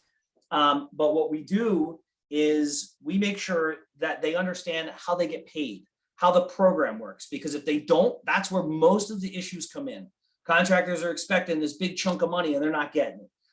They're expecting, things to happen that just aren't going to happen because the lender didn't give them the proper expectations up front. That's where these things go awry. So we want to really provide you and your clients as much information as possible. So they must be licensed and insured. They have to be selected prior to closing. And as I said, it's the lender's responsibility to make sure the contractors understand the program. Most lenders do not allow for self-help. We will, in certain circumstances, potentially entertain it. So I'm not automatically going to say it's a guaranteed no, but typically we do not allow for it. And most lenders do not. There is a question, and Tez asked, can Dave add his last name to Zoom so we connect with him after the meeting? Absolutely, we can do that. And then also during the, when we send everything out to you guys, I'll make sure that I include myself, Dave's, and Stephen's contact information so you guys can reach out to us at any time. So good question.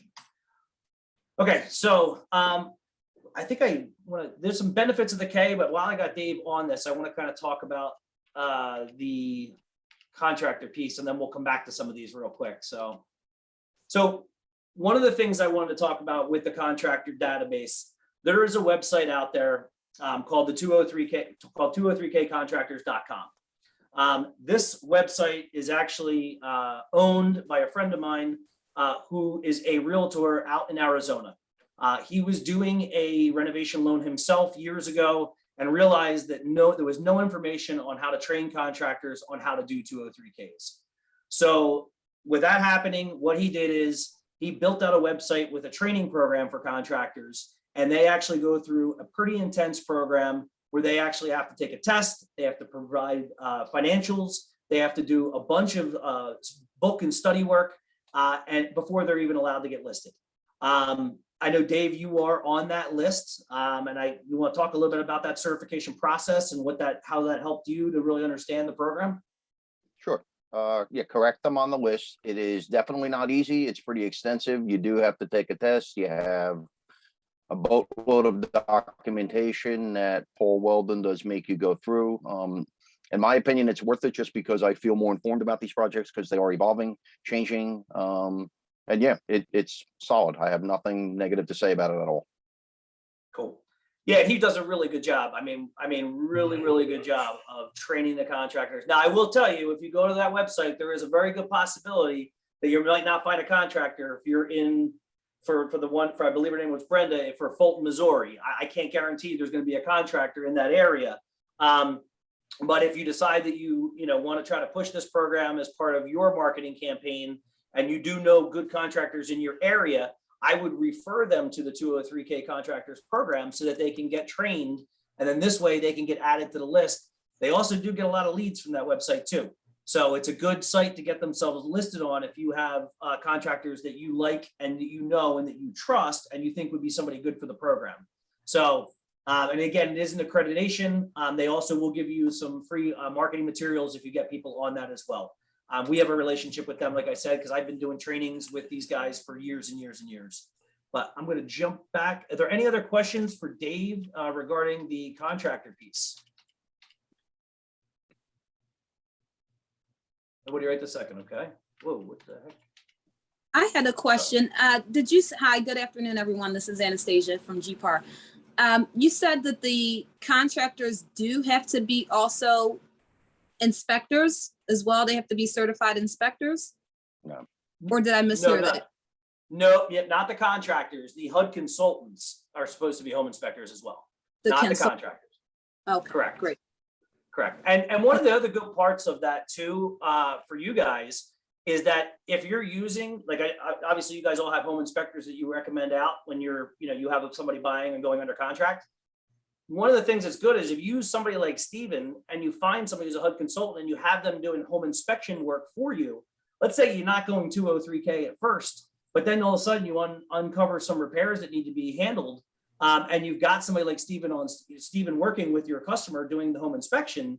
Now you've got an opportunity to just flip it into a 203K and you already have a consultant working with your client. So it kind of is a good idea to work with somebody that can do both. And then there are other services, right, Steve? I mean, not just home inspections, but radon. What are the other services that you offer as a consultant? Termite, mold, lead-based paint, testing. There you go. So yeah, I mean, that's another reason why you want to use a HUD consultant and kind of prepare your client, especially if you're going in a house that's, say, vacant, or as Ron or I believe Hana, a couple of people have mentioned, as far as homes that have not been winterized properly, and there's a potential for problems, and you got somebody going in and he's trying to do it as a conventional loan, but there's that potential. It would, you know what I mean? So consider using a HUD consultant who's an inspector, so that if you have to flip it, you're not losing time and having to worry about extensions. You've already got your team kind of ready to rock and roll. So real quick, obviously some of the benefits of the 203K to the client, it creates their dream home. It allows them to renovate their home with a low down payment, low interest, but raising right now. Tax deductible loan. It's based upon the property, the projected property value. We talked about the fact that you could finance up to 6 mortgage payments earlier. You can submit a strong offer in those type of situations, because especially if you know that there's repairs needed, that's going to help out. I was going to say less competition from other buyers, but I put my parentheses here in a normal market.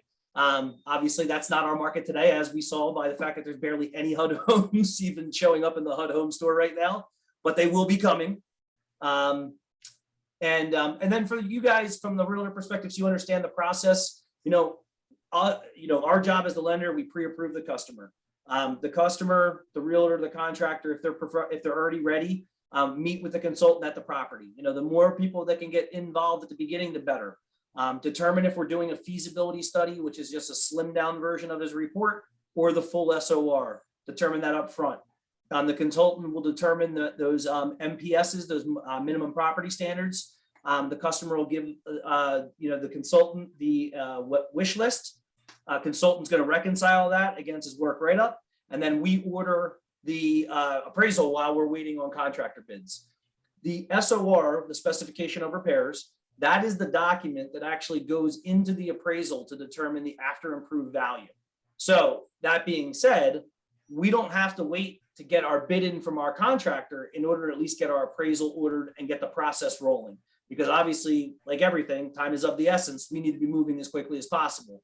So once we have that SOR in hand and we have, the consultant's got his numbers, we can get the appraisal at least right on, moving as quickly as possible.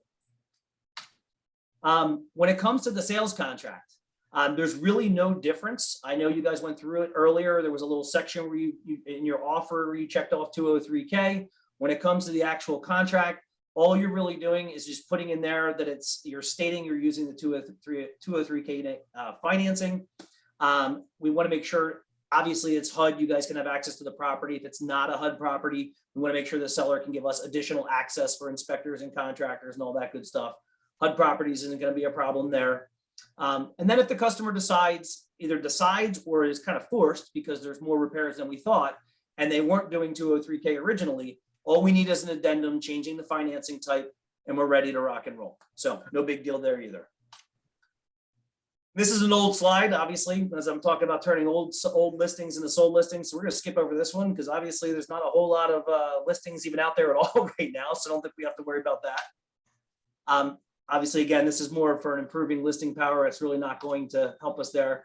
And as far as turning renters into homeowners, I mean, yes, this is a great opportunity as well in a normalized market, you know, to show those customers to look for less expensive fixer-uppers. You know, also looking at multi-unit properties to get them to consider, you know, buying something that'll help them to offset their mortgage payment.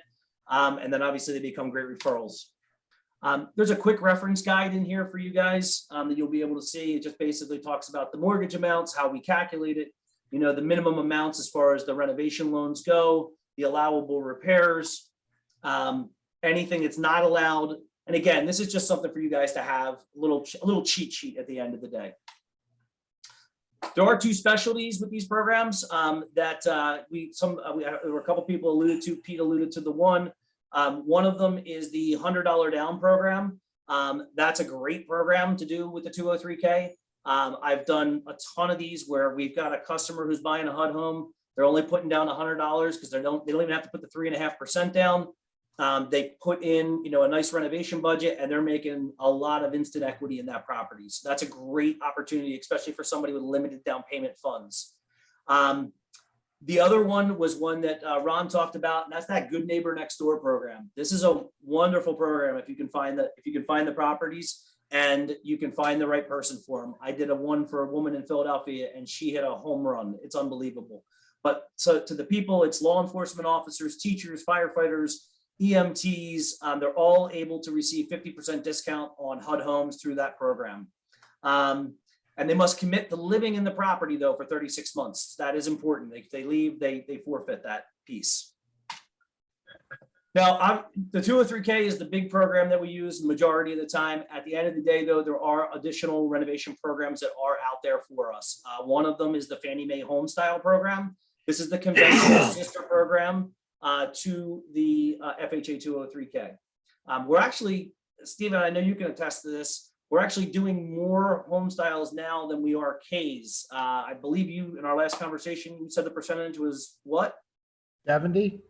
70%, yeah. So we're doing a lot more home styles nowadays than we are 203Ks. And honestly, it's just a conventional program. It's got a little bit less, you know, stipulations. And it's a little bit more contractor friendly as well. So hopefully HUD will make some changes to the 203K program as well. And you know, to the point, you can basically perform all the same renovations as the 203K, but without some of the limitations.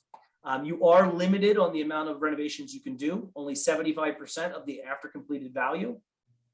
You can do 3% down if they are a first-time home buyer, combining home ready and home style. So that is an option as well for first-time home buyers. The great part is because it's a conventional product, if they're going to put down 20% in this situation, they can also avoid mortgage insurance, which is one of the things that is a negative with the FHA. No matter what you put down, you're still paying the mortgage insurance. Let's see, and then you can also do primary, second homes, and one-unit investment properties with the home style. That's a nice feature as well. Give me 1 second. We got a couple of questions. What's the rate for these construction loans? So the rate is typically about 1/4 to sometimes as much as 0.75% higher than a regular FHA loan. So I would tell you right now, you're looking in the high 4s, somewhere between the high 4s, mid 5s right now on a 203K, depending upon client credit scores and all that good stuff. Let's see, which of those steps are pre-offer and post-offer acceptance? I don't remember what those, as far as those are. I don't remember what you were exactly talking about there. I apologize. You could really do anything pre-offer. The feasibility study is considered something you can do at pre-offer. It's a great opportunity for the buyer because we're really trying to understand, is it feasible for the contractor to be able, excuse me, for the customer to be able to do this project? So I hope that answers that question. Jane asked, how many HUD homes are marked as good neighbor eligible each year on average?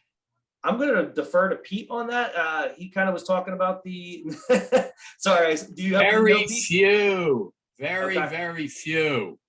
Gotcha. Ron, what did we see last year? 1 or 2, 4? I had last year with RE Global, we had 13 of them. Oh, okay. Not in Jersey, though. No, I didn't have any in Jersey at all. Exactly. And, you know, a lot of agents really don't like them because you wind up working for nothing. If you're a listing agent, you do not get paid. Right. Selling agents, another story. They work their own arrangements out with the client.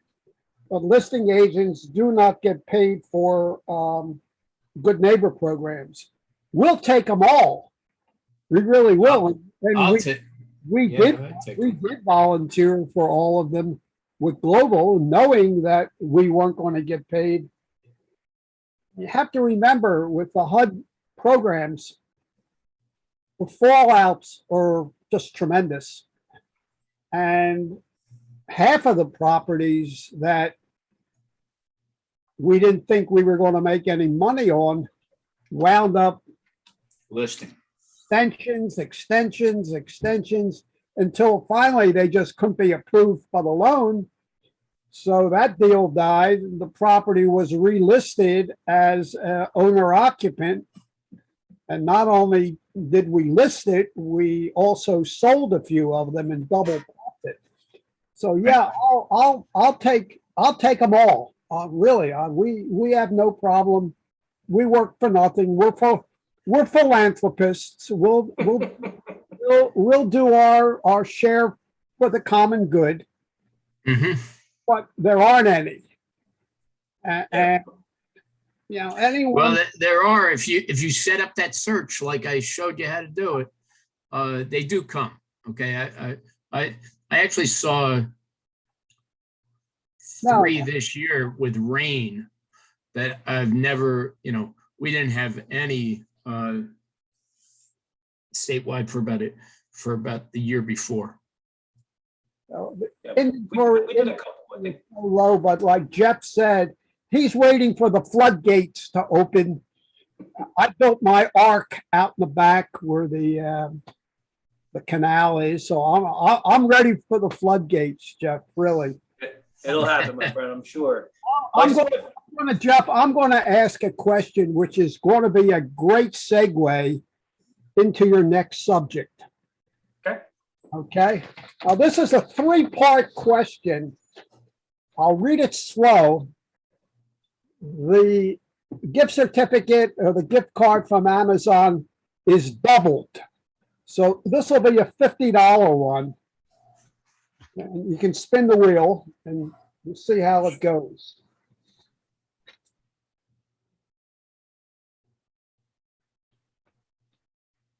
First part of the question is, can a VA loan be used for a HUD property that is in need of repairs? That's part 1. Part 2 is, what additional down payment is required for such a sale if the sale Ron, hold on for 1 second. Everybody stop with the replies. We need all 3 answers in one post. So wait till Ron asks all 3 parts of the question and then drop that into the chat. Okay. Thank you, Matt. That's why you're the CEO. That's right. You keep us on our toes. So I'll start from the beginning. This is a 3-part question. Do not answer part 1 as this, it has to be answered all at one time with 3 answers. $50 Amazon Prime gift certificate to the winner. So the first part is,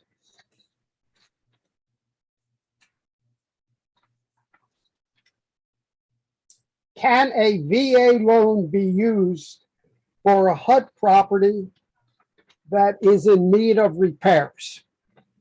That's part one. Part two, what additional down payment is required if such a sale can be made? Part three, will HUD pay 100% of the closing costs on a VA HUD mortgage if the costs are requested on the bid?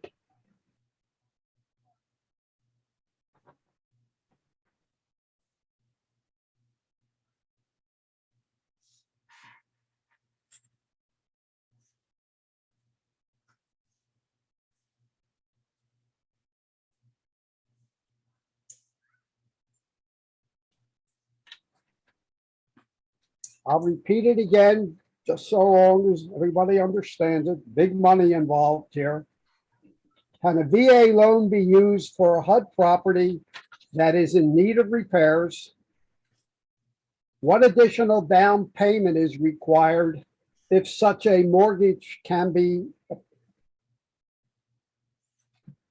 for a sale? And will HUD pay 100% of the closing cost if requested on the bid?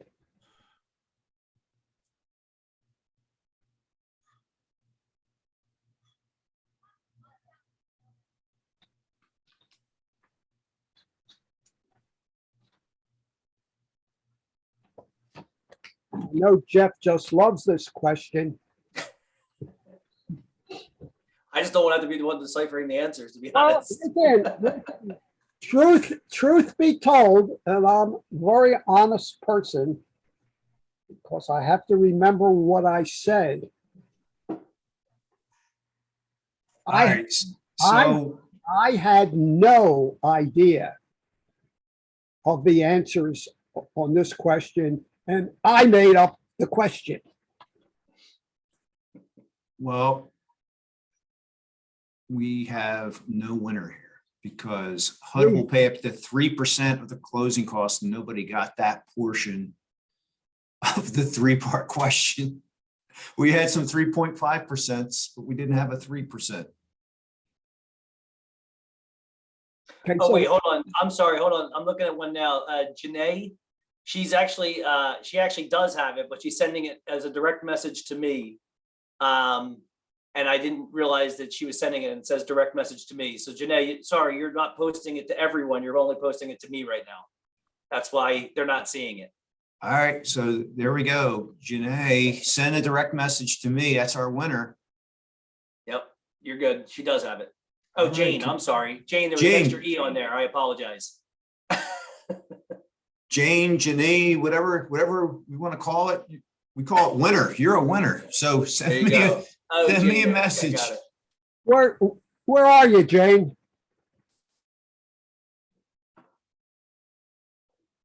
So what company are you with? She's Jersey. She's still sending it directly to me. Remax first. Okay, where are they? And me, East Brunswick. I know where that is. It's one of the stops on New Jersey Transit. Well, I know we're up against the time, Ron. You want me to just go through the VA rental loan real quick? You can take another five minutes on the, I think this is important because you don't know how many sales I've turned down. I know it's a new it's a new product It's not. because It's not. It was newer, and then it stopped during COVID because of liquidity, and then it reopened back up again. What the difference is that lenders in general, there's not specific hard guidelines when it comes to the amount of work that can be done, but VA is very specific on the timeframes.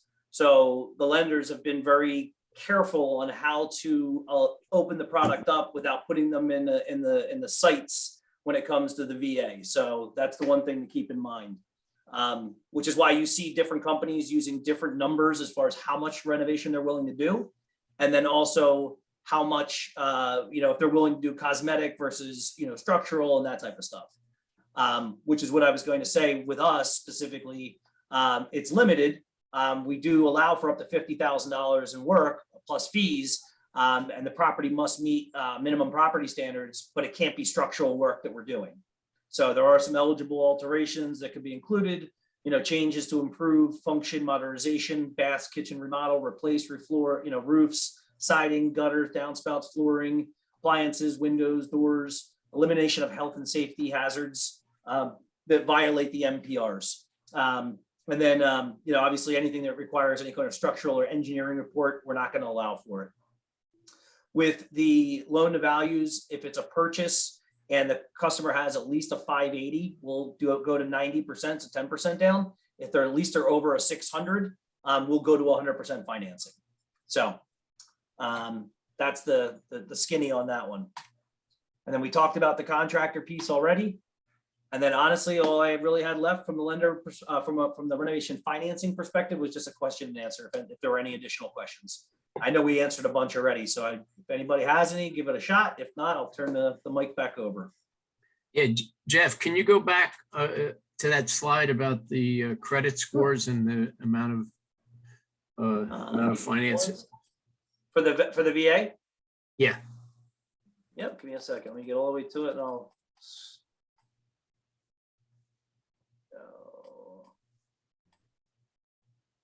I assume you still need the DD 213 on the VA? It's a normal VA loan. So your normal, you need your COE, you got all the things that you normally get when it comes to a normal renovation, a VA loan. You're going to have the same scenarios. And Pete, I will be sending this out too, or I'll give it to Matt so everybody can send it out as well. All right, that's great. Thank you.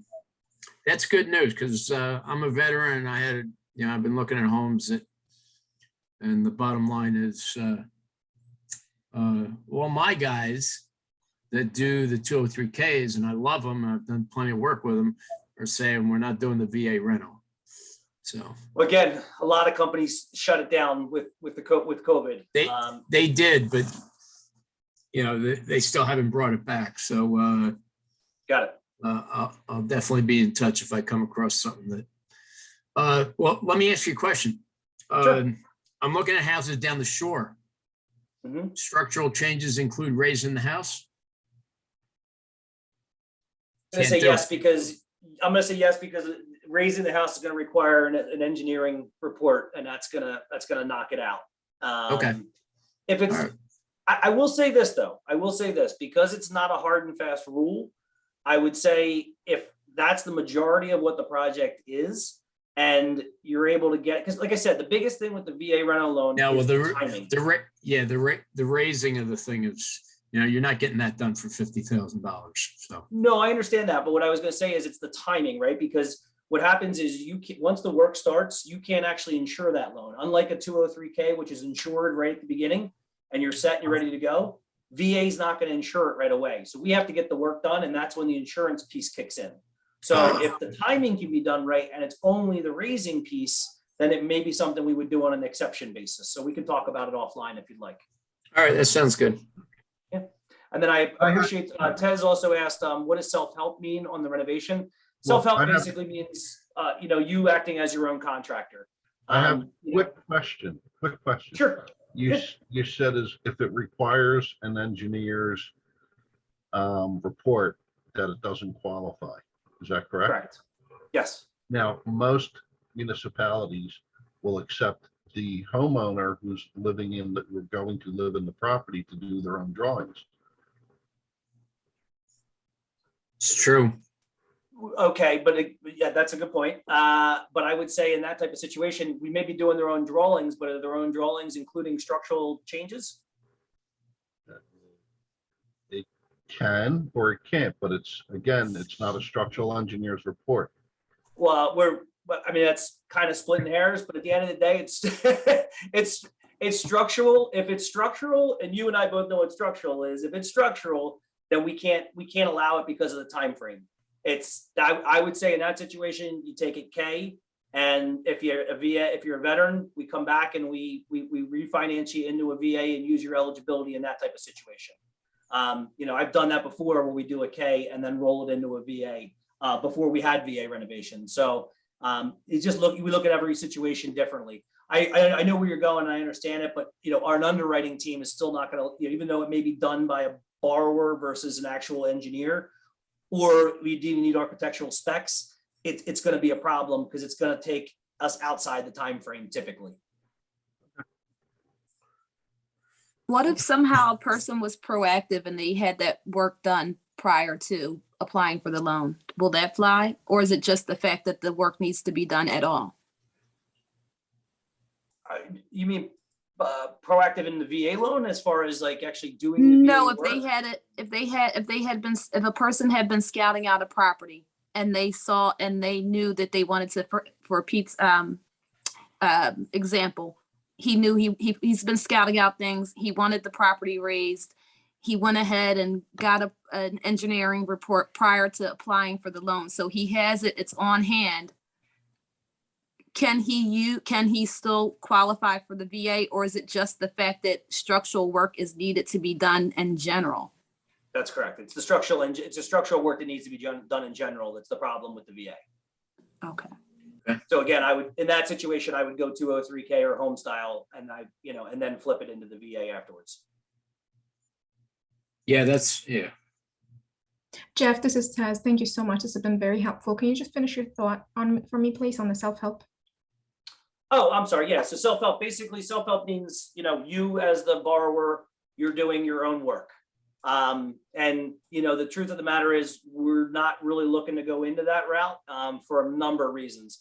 I've had it happen a lot of times. A guy tells me, I want to do the work myself. And I'm like, okay, well, what do you do for a living? And he's like, I'm a graphic designer. And I'm like, that doesn't seem like you're going to be working on your project, right? So, and if it's a contractor who happens to be a contractor, he happens to be a GC, that's something we'll entertain because FHA does by the rule allow for self-help, but they also don't pay for labor. They only pay for material. So in that type of situation, so we got to be careful, right? From a lender perspective, because let's say that contractor that we let go do self-help, something goes wrong in that project. Now we have an asset that can't get finished because all we have is material costs in there and we don't have anybody to make up the labor piece.